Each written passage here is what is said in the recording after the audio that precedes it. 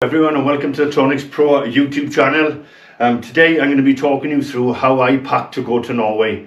As you know, it's getting to that time of year when most people will be flying out there, and as most people know as well, I spend most of my time out there. I do normally 3 to 4 trips a year, and I've been going out there since 2008. But what I find is, and I've been getting a lot of messages about it, how I actually pack to go to optimise the most kit you can take out there. So I'll take you through stage by stage how I do it, and the best way I do it. I know people have different ways of doing it, but I can show you the way I do it. Because what I find is, when I take a lot of guests out there, when I do a lot of guiding and coaching, they take far too much kit, and they got bags packed in sort of bags. So I'm going to try and do it so I can show you the best way to do it, to take the least amount of kit out there for what you need, and then make you have a successful trip. So what I'm going to do in this stage, I'm going to take you through what I use as my carry-on bag, and which the bag I use for actually fishing out there. Because a lot of people, what they do is they put this bag inside another bag. Well, there's no need to do it. You can use your carry-on bag, obviously, to carry on to the plane, but you can also use it when you're fishing out there. Obviously, this is what I use to carry on the Tronixpro bag. Marvellous bit of kit. It's got plenty of space in it, loads of pockets. So I can use that to carry my clothing normally out there, and obviously my camera kit, my camera and plugs, which we'll go through in a minute. But then I plainly use this then to export all of my clothing out there.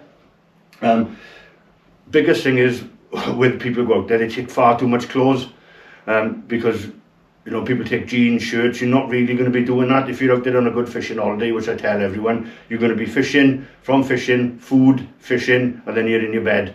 And then you back up in the morning and you're just repeating the process. To take in shoes, jeans and shirts is not necessarily required, unless you want to go out for a beer, but as you know, it's 13 odd quid for a pint, so not many people do it. So what I'm going to do is I'm going to quickly break you down what I actually put into my carry-on bag, and obviously the bag I use for fishing. Thermal is a necessity, thermal bottoms and a base layer. On top of that then, I've got a reed thermal top which I wear, and then my hoodie. All that will go into there now, and that's it. That's my basic standard day to day. The only thing I do change is my pants and my socks daily, but everything else, because by the end of the week you're going to be stinking anyway, so try and optimise the amount of clothes. And then I've got my tracksuit which I wear over my base layers, and then my polo shirt. After that then, obviously I've got my filming equipment, for all my filming equipment, and then I have when you go out there, make sure you take a 2-prong plug. I take 3 of them just in case anyone forgets them, and then I take my USB charger, which has got 8 ports in there, so I can charge them all up. I have an extension lead which I leave out there in the lodge, and then obviously I've got my camera which will go in there. Moving on then, you don't want to see those. I have, because I'm out there for 7 days, I do actually take 8 pants just in case, and then I have 8 pairs, which is most important, thermal socks. It's worth spending a little bit of money extra for a good pair of socks, because the main things which do go out there is your feet, because you're standing either in snow or on cold ground. But also a really good pair of gloves, because I suffer with my hands, which we'll move on to in the next process, how I show you how I look after my hands out there. Good thermal hats. I take 2 pairs of thermal hats just in case it's raining out there, because the worst thing it is to get your head wet, and then when you go back out for a night session, you're putting a wet beanie on. So always take 2 pairs, and I also take neck covers.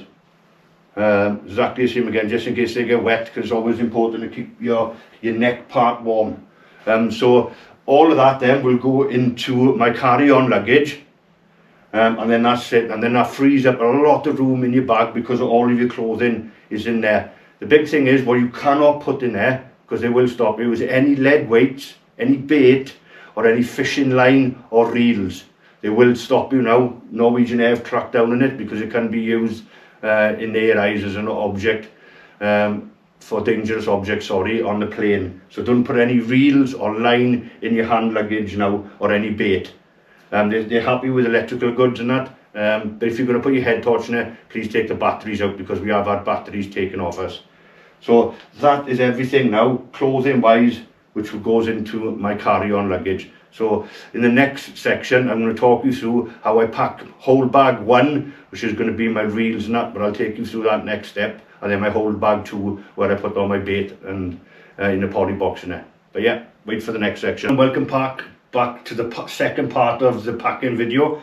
This stage now we're going to go through how I actually pack hold all 1, which is primarily all my fishing kit, my food, and all my clothing.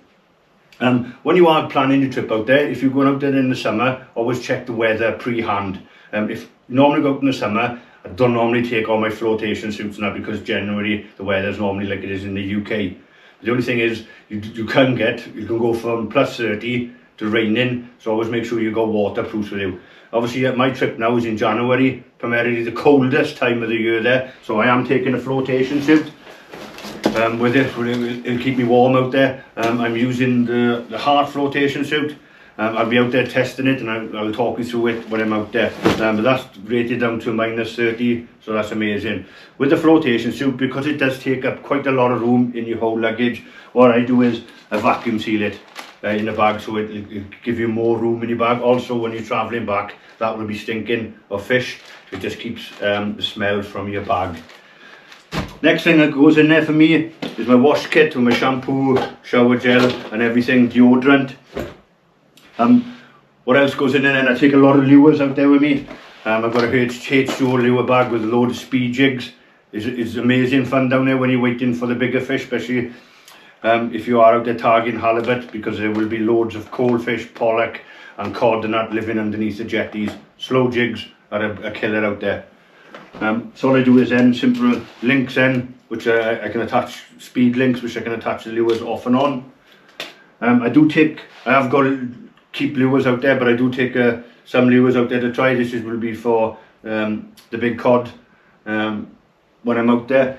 If you go out there now, there's been a new rule that's come out in the new year. You can't halibut fish from January, I think it's to May, don't quote me. If you catch them as a bycatch, you have to release it. You can take photographs, but then the fish has to go back in. You're not allowed to actually bring one back to the UK.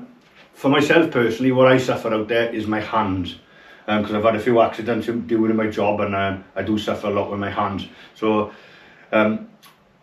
with my work background, I found an absolute brilliant process of actually keeping my hands warm. So what I do is I find these better. I did used to take rechargeable hand warmers, but they only last up to 6 hours. When I'm normally fishing for 2 8-hour sessions, they do fail, but these will last up to 8 hours. So what I do is I've got wristbands, which you can get cheap.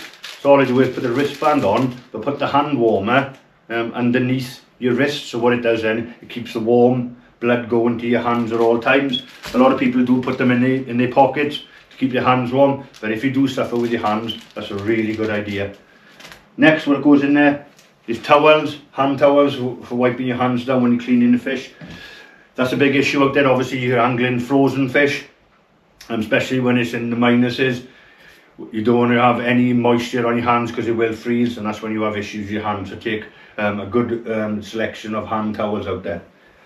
What I always take with me is feathers, whether I'm going out there in the summer, because in the summer you get mackerel. Fresh bait will always outfish frozen baits, so I take a selection of feathers with me. When you go out there in the winter, there will be a lot of herring there, so I take smaller feathers. You won't see the herring busting on the surface, because they're normally mid-water, so always worth casting out a few feathers to see if there are any herring in the area. Next thing I take is resealable freezer bags. You're allowed to bring 20 kilos of fish back with you, so fillet them, deskin them, or whatever you want to do to them, but put them in resealable bags, which will go back into your poly box on the way back, which we'll speak about, which goes in hold 2. Next thing which I live on is coffee. Never take it in, try not to take it in a glass bottle. This is plastic, because the airlines normally do throw your bags around, which we'll talk about in a minute. Head torches. I take a selection of head torches with me, because the last thing you want to do is to die out there in the cold. So I've got quite a good head torch with a spare battery for that one, and then I do take a backup torch as well, just in case anything goes wrong. These are amazing, small, compact, 2 settings, and I take 2 spare batteries with it. I do take a line stripper with me for in the evening, especially when you're fishing for cod over rough grounds and reefs. You can lose quite a bit of line. So if in the evening when I come back and I need to re-spool my reels, I'm not hanging about pulling it off by hand, so I take a line stripper. Line, I use the Blaze 20 pound out there, because I'm married. When I go out there in the winter, I'm targeting cod and haddock.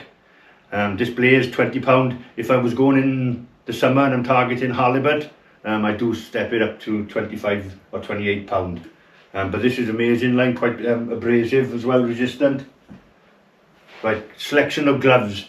Like I spoke about, I do suffer with my hands out there, so I do take a selection of gloves out there. When I'm baiting up, I try and use, because you're touching cold stuff, the thermal insulated underlayers, so when you're touching the cold bait, it doesn't come through. And so all I do is I just use those for baiting up, and then I take them off. I do take a spare set, because if they do get wet and I can't dry them and I go back out in the evening, I have a pair of ice gloves for touching the cold bait. And once I bait it up, obviously I take those off, put them back in my bag, and then I put on my thermal gloves in, obviously when you're waiting for the fish. I take a good pair of thermal gloves. If it does go really cold, I've got a backup ones, and if they get wet on the day session for any reason, I've got a second pair of ice gloves to wear. I always take a bungee with me. That's just my personal preference, so I can, if I'm carrying the rucksack, I can just, if I can't fit anything in there, I've also got a bungee for it. For me, if you're a species hunter, I like to keep busy out there when I'm waiting for the bigger fish, so I do take a selection of LRF rigs, so then I can play around the jetties, catching all different sort of species out in Norway, which you can't get in the UK. Then I do take 3 spools of tape with me, insulation tape, and then 2 different types of tape. Norway, I shouldn't say that, airline companies, when you go out there, they are not really looking after your bags very well, and they do kind of go missing quite regular, and they do get damaged, so I like to take tape with me. If any damage does happen at all, I can always tape them back up. Next thing, I've got a UV torch, Tronixpro, brilliant if I'm fishing for haddock or big whiting. For the table, I use moon glow out there because I love it, just charge it and it's good to go. With that, bait elastic. I normally take 2 or 3 rolls of bait elastic. I normally use the Tronixpro heavy, lasts forever. I've never actually got to the bottom of one of these. They seem to go on forever, but I take the heavy ones out there. I've got 2 sets out there and I'm taking 2 fresh ones with me. And that's just because any of them roll down the rocks or they fall off a pier. It does happen. You do not want to be without bait elastic. Moving on to reels. People use egg beaters out there. People use multipliers. It's whatever your personal preference is. I'm a multiplier man, so I do take 4 out to me because I don't want to be tying on new shock lid. If it's in the minuses, I can just get a new reel, put it on, I'm good to go. And when I get back to the lodge, then I can do my admin on my reels. Top tip I do use. Obviously I use the Tronixpro reel protector. You don't want any of your reels to get damaged, scratched. I like my kit to be pristine, so I just put a cover on them to protect them during transit, or when they're in my bag when I'm carrying them around to the march. I don't want them clanging against each other. Brilliant bit of kit. So I take 4 sets of reels with me. I take 2 reels of shock leader, one's £100 xenon and one's £75 xenon. Brilliant shock leader. Quite robust and abrasive, resistant against the rocks. I can't say enough on those. For any spinning out there, I've got the H2O lure game reel loaded with 20 pound braid, and that's what I do all my lure fishing on, which I go onto the rods which I take out there. But that's nice, compact, 2,000 to 3,000 reel. If you go out there in the summer and you target a halibut with a lure reel, I do go onto the 6,000 with 40 pound braid. But obviously I won't be targeting halibut out there. I'll just be targeting cod and smaller fish around the jetty, and that's fine. Nice and light and quite strong and robust. Next thing which we'll go into there, my rigs. Obviously I've got a rig wallet here. I'm not going to go into the rigs too much now because I've got a selection of them with the rattle rigs, the foam ones now, which I use out there. But that comes out there with me. And then I've got the Tronixpro organizer and rig wallet, and this is what I primarily take with me every day. And what I do is I just take rigs out of there and put them in here if I do lose any. These are brilliant. Have a look at them. I got all my rigs in here, and in here then is all my shock leader, all my rotten bottoms, all my bits, spare hooks and everything will go in there. The organizer is brilliant.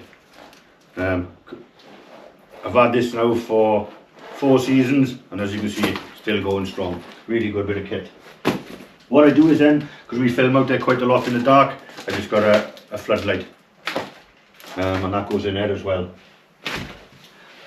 One of my good recommendations, and I love this rod and I take it everywhere with me, I will be doing a review of it when we're out there, is the Tronixpro Xenon travel rod. Whenever I travel around the world, I take this with me, especially nowadays when you go to Norway. On our last trip, the airline managed to lose our rods. We had friends out there now, they had their rods missing for 5 days. So what this does, this simply goes in my whole luggage, absolutely compact. As you can see, it breaks down to equal parts. That goes into my bag, so if my rod tube does go missing, I'll still be able to fish. Because the last thing you want to do is go out there and not have any rods for X amount of days because they've been lost in transit. Food wise, that's each to your own. Everything goes in there. What I do is simply pastas. It's mainly energy food because you need energy, especially out in the cold there. So I take a lot of rices, a lot of pastas, sausages, not for breakfast. That's personal preference for yourself. We do go out there at the end of the trip for all of us, sit down for a meal, but that can be quite expensive. So you can make the trip as cheap or whatever you want in it. So all of this now will get packed into whole bag 1. And then what I'm going to do is the next process is my hold on bag 2 is where all my bait goes.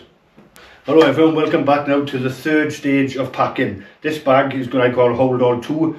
This is just going to be bait. As you can see in front of me, I got my hold all. I got a poly box, and I've got my bait bag which I use out there also to transport my worm. Poly box stands to reason, just get one which will actually fit in there, and put all your frozen bit in there with your cool packs and everything, and then simply tape it back up, easy.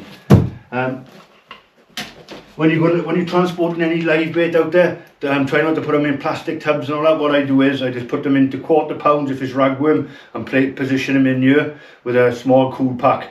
Try to put them in quarters of pounds because if any does perish on the journey over, you're only losing ½ a pound rather than a pound. But that goes in there. So all simply goes in there then is my extra large T-bar, my Tronixpro filleting knife and a sharpener. Sharpener is a must out there, especially when you're filleting a lot of fish. Always nice to have a sharp knife. But that's probably one of the easiest bags to do. That simply goes in there and that's done. And then also when the poly box can be used, vice versa, coming back, all your frozen bait can go in there. All your frozen fish can go in there which you filleted and gutted. Inside the poly bags.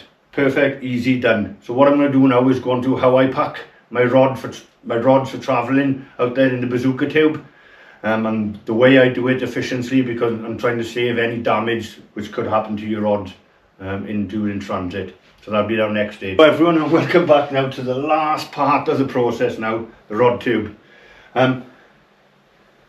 This is probably the most important thing out there because the last thing you want is obviously to have any damage to your rods, and this is what I take out there. Obviously we spoke about I do take the travel rods which is in my whole bag packed away nice and tidy just in case for emergencies. And then I have my rods and accessories which will go in my bazooka tube. How I pack my lead weights, people do it in various ways and that, but what I find better is I went to B&Q, I got plastic lagging, I think it's like polystyrene for pipes, obviously, and I put on my leads, feed them down there. Don't bend the wires out, it's better have the wires straight against the lead, and then I pack them down there and they're going to be simply slidden down the tube. And also what it does then, it spreads the weight along the tube, because the tube is only allowed to have 20 kilos in it. Again, obviously they weigh it in the airport. Same again, I just got all my lead weights packed out in here. And obviously spare leads which I got another tube to put. Obviously the Showcast hybrid leads which were amazing on the last trip, I'll put those into another poly tube, and then they'll go along the side of them. What else I put in there which is a must for out there, especially If you've got any big fish in it, and that, as you've noticed on Wayne Hunt, the show hunters, this is what I use. Tronixpro gaff, amazing, lightweight, 2 grips, strong as hell. This is amazing bit of kit. I take this out to me to gaff any large fish. If you do want to return them, a lot of people have frowned on gaffing, but just simply, you know, lip gaff it like I did with the halibut on Wayne's video. And if you want to return it, you can return it. Big thing is, don't go gaffing fish through the middle, because they do go mental, and also it can damage the fish if you want to return it. But yeah, always take a gaff with you. Safety paramount. Spinning rods. Obviously over the years, I've tried different ones, but I've actually fallen in love with this. I've had it now for 4 years, taking it out there. I've had cod to 20 pound on it. Like on Wayne's video, I missed the cod over 40 pound and it handled it no problem. It's the H2 lure gamer, and it casts up to 80 grams. Perfect. I have even actually casted 100 grams in it and it handled it no problem at all. Brilliant bit of kit. If everyone does follow the YouTube channel, obviously I've fallen in love with the Nagas in the competition range. I take the competition Naga out with me. On the last trip, I took the competition Blackout and put it to some test out there. Lovely bit of kit. Obviously this has got the glass tip, which is different to the Naga. But last time we were out there, last January, you know, it was down to -25 and we fished in it and he's handled it. Casting a whole mini mackerel and a 7-ounce lead. Perfect. What I would recommend to take is, I'd take the Tronixpro umbrella. If it's snowing out there or you've got any rain, it's ridiculously light, but it's somewhere just to shelter, especially if you're exposed on a rock mark, or you can't fish out the back of the van. You can simply, 2 of you can get underneath there nice and you're out of the elements, because you don't want to be standing in a blizzard and all day, because morale will go down. Perfect. What I would recommend is, because the airline sometimes will obviously go through your rod tubes and that, please put a lock in them, and it saves the rod tubes coming apart. A lot of people use cable ties, but obviously in transit can get damaged, and I've seen so many escalators with 2 halves of a bazooka coming around, so I do actually use a long nose padlock which will actually fit through there. When you are packing it, I don't want to go into packing it for ages because it'll take too long. Always start with a thin head first. So put all your rods in, obviously I put my umbrella in, I put my spinning rod in, I put my gaff in, and once that's in, obviously I slide them down my weight tubes down the side, and then obviously if you can all fit in there, it's definitely going to fit in the wider end. Top tip is, when you're doing it, make sure, because quite a few people put it on upside down, and then where the holes here marry up, they need to marry up with the holes along here, which is adjacent. A lot of people put it the wrong way around, and then they find then that the hole there is on the wrong side, so you have to take it all apart. But as you can see, this has been hammered. They do get hammered in transit. I think this is now my second bazooka tube since I've been going out there, and this one is, as you can see, tape all over it, just holding it together. They do get battered, and make sure you pack those out well to make sure your rods get there intact. But then, last but not least, always remember your passport and your wallet with Nook and English money. And I always carry those on me at all times. But that's it. Hopefully now this has helped you how to pack your kit if you're going to Norway. And I hope you enjoy your fishing out there. It is a special place and I have fallen in love with it. But yeah, thank you very much for watching and good luck if you go to Norway.